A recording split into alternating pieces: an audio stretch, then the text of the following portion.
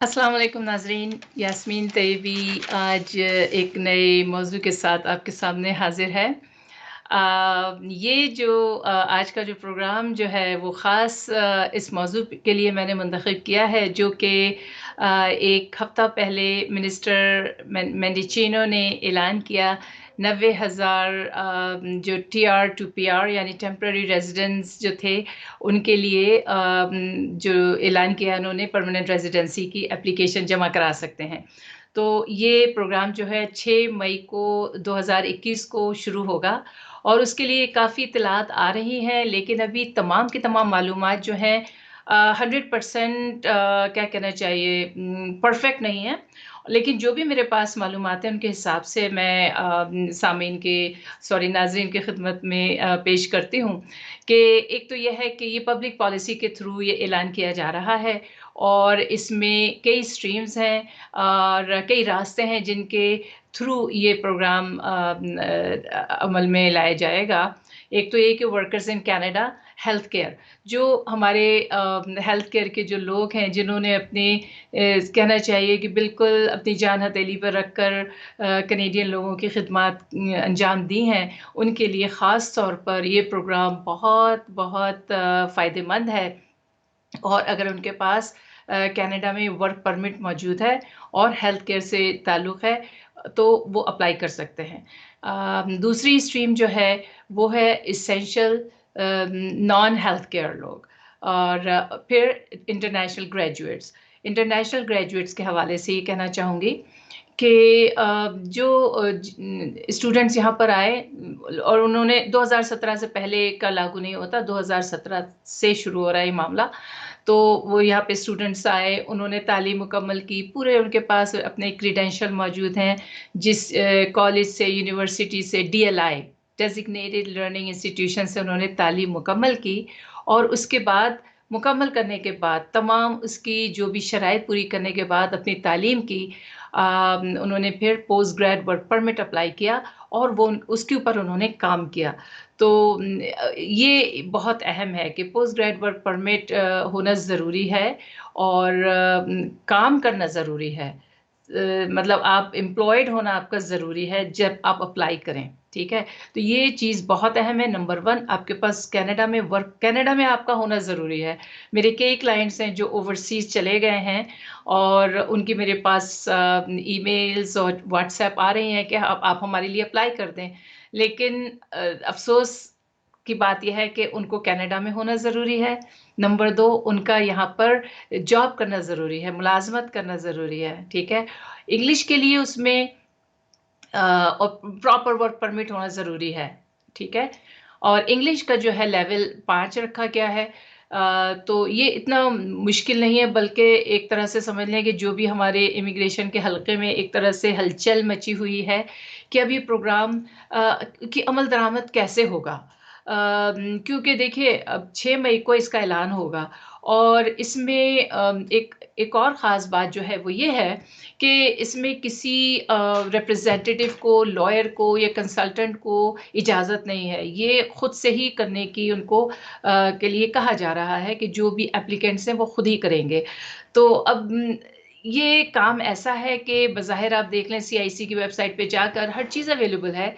लेकिन जब कोई भी शख़्स जो पहली दफ़ा ये काम कर रहा है, जब वो अटेम्प्ट करता है, तो उसके लिए थोड़ी-सी मुश्किलात दरपेश होती हैं।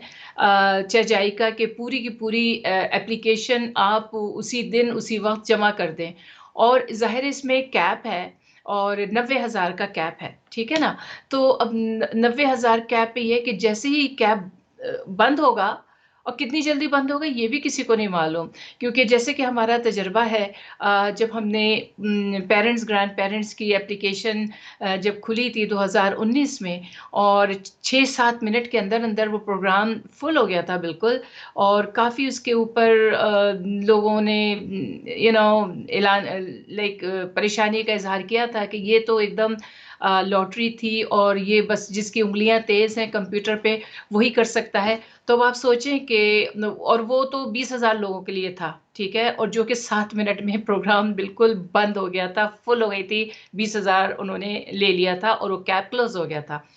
अब 90,000 का है अब आप सोचें 90,000 लोग अप्लाई करेंगे, 90,000 का कैप है, ठीक है? हो सकता है सारे लोग, लेकिन कोशिश तो सभी लोग करेंगे 6 मई को अप्लाई करने के लिए। तो अब वो कैसे करेंगे? तो उसके लिए हम लोगों ने जो हम कंसल्टेंट्स हैं, उन लोगों ने ये तरीका निकाला है कि हम अपने क्लाइंट्स को जो इस ज़ुमरे में आते हैं, वो हमसे राब्ता करें, हम उनकी मदद करेंगे, उनके जो भी फ़ॉर्म्स हैं, उनको फ़िल आउट करने में, पहले से तैयार करके उनको देने में और जो-जो चीज़ें उनको दरकार हैं, उनके बारे में उनको बताने के लिए, ताकि वो एटलीस्ट तैयार हो। और क्योंकि वो पोर्टल पे सिर्फ़ वही लोग जाकर ही अप्लाई कर पाएँगे, और अभी तक की जो हमारे पास मालूमात हैं, उनमें कंसल्टेंट्स या लॉयर्स का हाथ नहीं है। ठीक है, साइड में वो हेल्प कर सकते हैं। तो इसीलिए अगर कि कोई भी जो नाज़रीन ये प्रोग्राम सुन रहे हैं और वो समझते हैं कि इन कैटेगरीज़ में पब्लिक पॉलिसी के तहत जो हेल्थ केयर है और workers in Canada, essential non health care या इंटरनेशनल ग्रेजुएट, किसी भी हवाले से अगर समझते हैं कि आपको मदद दरकार है, तो आप मुझसे ज़रूर राब्ता कायम कर सकते हैं। और जो भी मदद मैं दे सकती हूँ, इंशाअल्लाह ताला मैं ज़रूर आप लोगों को मदद फ़राहम करूँगी। और हो सकता है कि 6 मई को कुछ या उससे पहले भी कुछ नई मालूमात आएँ, क्योंकि देखिए आज तो 28 तारीख़ हो गई है और 6 मई में बहुत ज़्यादा दिन नहीं है। तो आप सोच सकते हैं तकरीबन 1 हफ़्ता है, तो काफ़ी हलचल मची हुई है। लेकिन जो भी मदद हो सकती है इंशाअल्लाह ताला, जो भी ऐलान है उसके हवाले से अ, हमारे ऑफ़िस में हमारे पास इनफ़ स्टाफ़ है, वो मदद करने को तैयार है। और इससे पहले कभी भी ये प्रोग्राम इतना रेडिली अवेलेबल नहीं था उन कैटेगरीज़ के लिए, यानी कि जैसे कि सी, डी, जो 9 कैटेगरीज़ हैं, उनके लोग जो हैं वो, और उनके लिए आसान नहीं था कि इमिग्रेशन के लिए अप्लाई करना। लेकिन अभी जो है जो इस प्रोग्राम के हवाले से काफ़ी लोग इंशाअल्लाह ताला करेंगे। जो इंटरनेशनल ग्रेजुएट्स का जो कैप है, वो है 40,000 और 40,000 एप्लीकेशंस जो है वो रिसीव की जाएँगी। और उनके लिए भी वही ज़रूरी है कि कनाडा में उनका एम्प्लॉयड होना ज़रूरी है और वैलिड वर्क परमिट होना चाहिए काम करने के लिए। और 5 इंग्लिश का बेंचमार्क या फ्रेंच या इंग्लिश का 5 बेंचमार्क होना ज़रूरी है। और कनाडा में भी उनका जो स्टेटस है, वो लीगल होना ज़रूरी है और फिज़िकली उनको कनाडा में होना भी ज़रूरी है। जिस वक़्त वो एप्लीकेशन अप्लाई करें, जब इमिग्रेशन के लिए अप्लाई करें और जब उनका अप्रूवल मौजूद हो। और जो भी क्वेबेक में वो लोग नहीं रह सकते। और क्वेबेक में रहने के लिए ज़ाहिर है आपको पता है क्वेबेक का एक अलहदा इमिग्रेशन का प्रोग्राम है, तो ख़ास इसके लिए है कि क्वेबेक से बाहर के लोगों के लिए है ये, ठीक है? और जो दूसरे जो एनेक्स ए है उसके हिसाब से मेजर ग्रुप जो है उसमें इंडस्ट्रियल, इलेक्ट्रिकल, कंस्ट्रक्शन ट्रेड्स शामिल हैं, maintenance and equipment operation trades हैं, supervisor and technical occupations in natural resources, agriculture and related production. और फिर processing, manufacturing, utilities supervisors and central control operators, chefs, cooks, butchers and bakers. तो इससे पहले कभी भी इतनी आसानी नहीं थी किसी भी प्रोग्राम में। तो एक समझ लें कि ये इमिग्रेशन मिनिस्टर ने ये जो पॉलिसी निकाली है उसका एक रीज़न तो ये है कि जो 2020 का कोटा जो था इमिग्रेशन का, वो कोविड की वजह से ज़ाहिर है फुल नहीं हो पाया, और जो एक गैप है उसको फिल करने की कोशिश कर रहे हैं।